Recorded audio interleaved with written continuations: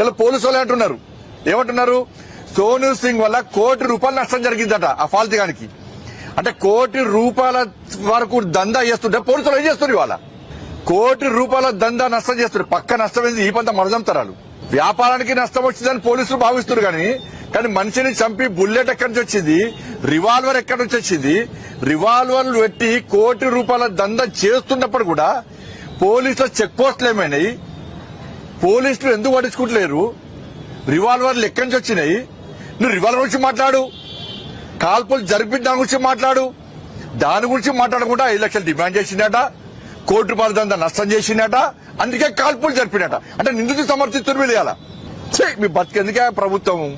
మీదికి వచ్చి బొట్లు పెట్టి పూజ చేసుకున్నాడు. కేసీఆర్ కట్ట వేసిండు, రేవంత్ రెడ్డి గట్ట చేస్తున్నాడు. కేసీఆర్ గిరే గోవను పెట్టి పూజ చేసిండు యాగాలకు ముందు. గోవధను నిషేధించడం అమలు చేయబడి చేయలే. గోవులను వధిస్తే కూడా బజరంగ దళ కార్యకర్త దాడి చేస్తాడు. కేసీఆర్ పడుచుకోలే. పోయి పాపం తలిగింది, పాపం పండింది, ఫామ్ హౌస్ పడ్డాడు. ఇలా రేవంత్ రెడ్డి సర్కార్కి అదే జరుగుతుంది. ఇవాళ మీరు ఓట్ల కోసం కక్కుర్తి పడితే, హిందువుల మనోభావాలు దెబ్బతీసే ప్రయత్నం చేస్తే, హిందువుల దైవాన్ని కించపరిచే ప్రయత్నం చేస్తే, హిందూ ధర్మాన్ని హేళన చేసే ప్రయత్నం చేస్తే, గో రక్షకులు అవమానపరిచే ప్రయత్నం చేస్తే, గో రక్షకులు తప్పుడు ప్రచారం చేసే ప్రయత్నం చేస్తే మీకు కేసీఆర్ కు పట్టిన గతి కంటే హీనంగా పడుతుంది. విషయాన్ని గుర్తుంచుకోండి.